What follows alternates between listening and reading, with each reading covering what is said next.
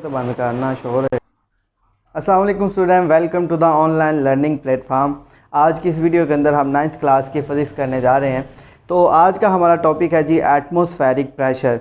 Atmospheric pressure को जानने से पहले आपको इस चीज़ का इल्म होना चाहिए कि व्हाट इज़ एटमॉस्फेयर, कि एटमॉस्फेयर क्या होता है। तो बच्चे एटमॉस्फेयर बहुत ही सिंपल सी चीज़ है। The earth is surrounded by a cover of air called atmosphere. हमारी जो अर्थ है, इस अर्थ के अराउंड डिफरेंट किस्म की गैसेज है जिन्होंने एक कवर सा बनाया हुआ है। अब वो जो डिफरेंट किस्म की गैसेस हैं ना, गैसेस का जो कवर बना हुआ है उसी कवर को हम बोलते हैं atmosphere.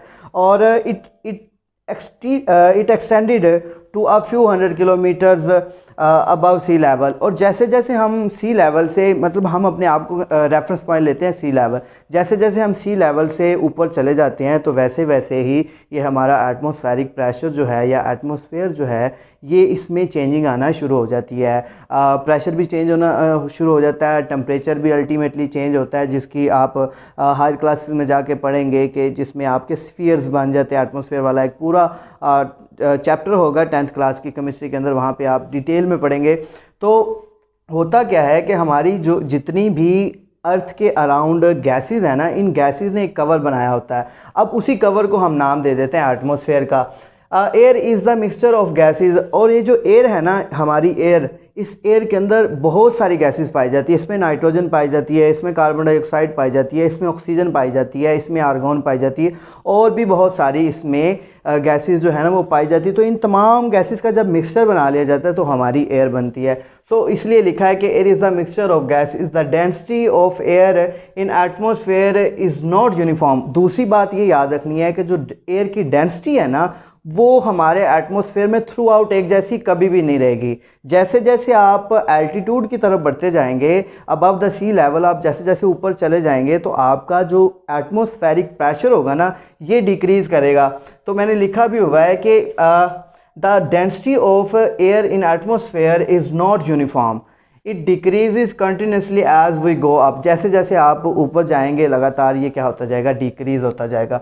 So atmospheric pressure act in all direction. ये बात इस पूरे लेक्चर के अंदर आपको बार बार मैं रिपीट करूँगा कि जो एटमॉस्फेरिक प्रेशर है ना, वो एक्सर्ट करता है इन ऑल डायरेक्शन। इन ऑल डायरेक्शन कैसे हमें पता चलेगा, इसके लिए हम कुछ एग्जांपल्स लेंगे और एक हम यहाँ पे एक्सपेरिमेंट भी करेंगे जिससे आपको मैं बताऊंगा कि जिससे प्रूव होगा कि जो एटमॉस्फेरिक प्रेशर होता है वो एक्सर्ट करता है इन ऑल डायरेक्शन।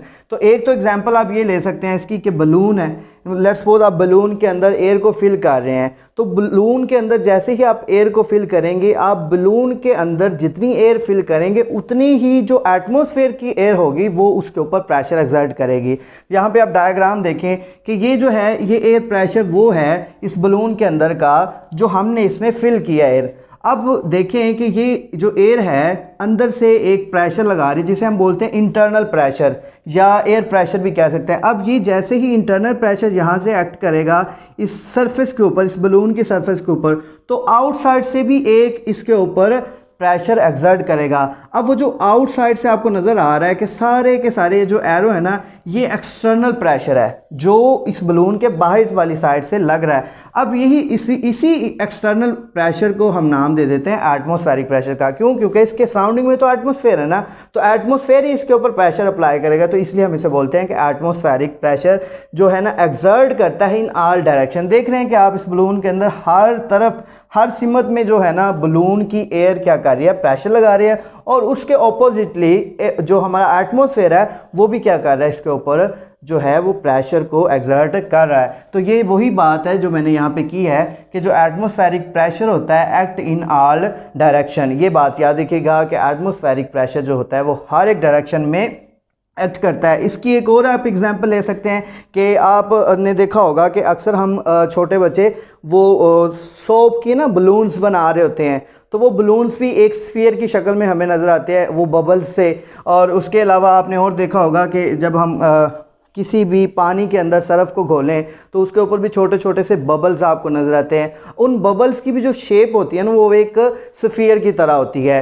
बबल्स की शेप भी स्फीयर की तरह होती है। फिर वो सोप के जितने भी बबल्स बनते हैं वो सारे के सारे क्या होते हैं, स्फीयर की तरह होते हैं। अब सवाल ये पैदा होता है कि ये स्फीयर की तरह क्यों होते हैं? क्या बबल के अंदर जो प्रेशर है वो क्या ऑल डायरेक्शन में या तमाम अतराफ में क्या वो लग रहा है या नहीं लग रहा?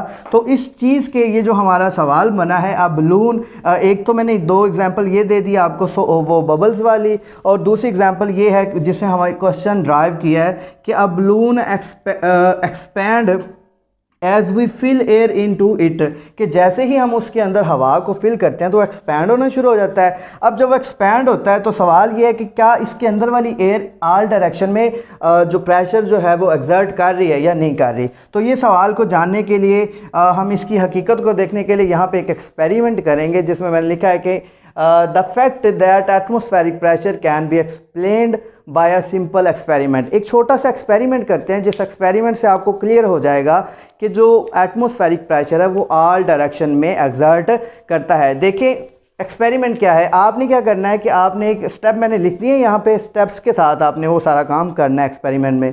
तो सबसे पहले आपने क्या करना है, आपने एक कैन ले लेना है, एम्प्टी होना चाहिए, खाली कैन हो और उसका ऊपर लिड होना चाहिए, यानी उसका ढक्कन होना चाहिए। ठीक है, एक कैन आपने ले लिया खाली और उसका ऊपर ढक्कन हो। अब ढक्कन को आप ओपन करें और ओपन करने के बाद इस कैन के अंदर आप क्या फिल कर लें जी, इसके अंदर आप यहाँ पे वाटर को क्या कर लें, फिल कर लें। जैसे ही आप इसके अंदर वाटर को फिल कर लेंगे, फिल करने के बाद आपने इस कैन को एक लैंप के ऊपर रख देना है, या किसी भी लैंप ले सकते हैं, या आप कोई और भी नीचे से टेम्परेचर देने के लिए इसको कोई भी आप चीज़ ले सकते हैं, चूल्हा ले सकते हैं, स्टोक्स ले सकते हैं जिसके ऊपर आप इसे यानी हीट प्रोवाइड हम कर सकें। तो यहाँ पे मैंने लैंप की एग्जांपल लिया है कि एक लैंप के ऊपर इसको कैन को रखेंगे जैसे ही आप, तो यहाँ से टेम्परेचर इसको मिलना शुरू हो जाएगा। और आपको पता है कि वाटर के मालिक्यूल को जैसे ही टेम्परेचर मिलेगा तो वाटर मालिक्यूल तो एवापोरेट होना शुरू हो जाएंगे, और जैसे ही वाटर मालिक्यूल एवापोरेट होंगे तो यहाँ से फिर क्या होगी जी, यहाँ से स्टीम बाहर निकलना शुरू हो जाएगी। और जैसे ही स्टीम निकलना शुरू होगी तो हमें पता चल जाएगा कि इसके अंदर वाला जो वाटर है वो क्या हो गया, जो बॉयल होना शुरू हो गया।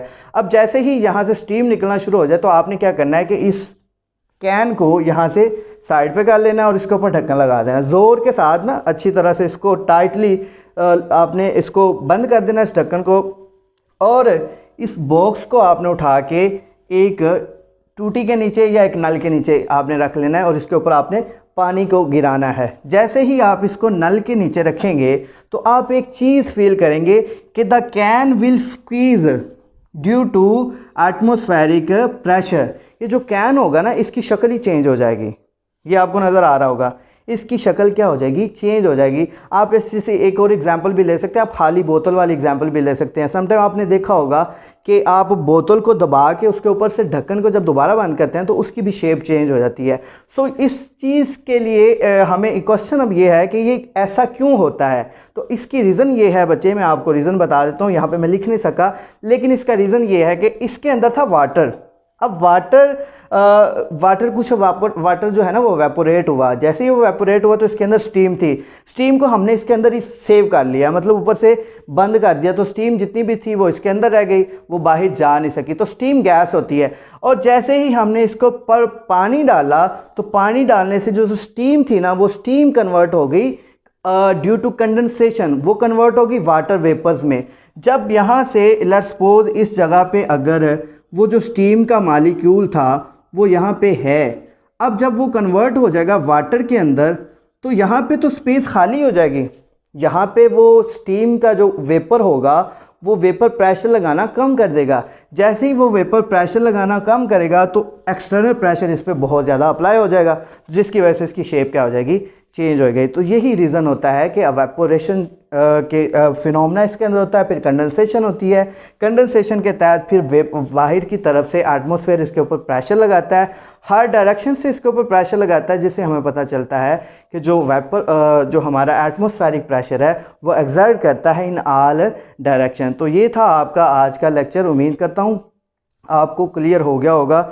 अगर कोई आपका क्वेश्चन हो तो आप कमेंट सेक्शन में पूछ सकते हैं। थैंक यू, अल्लाह हाफिज़।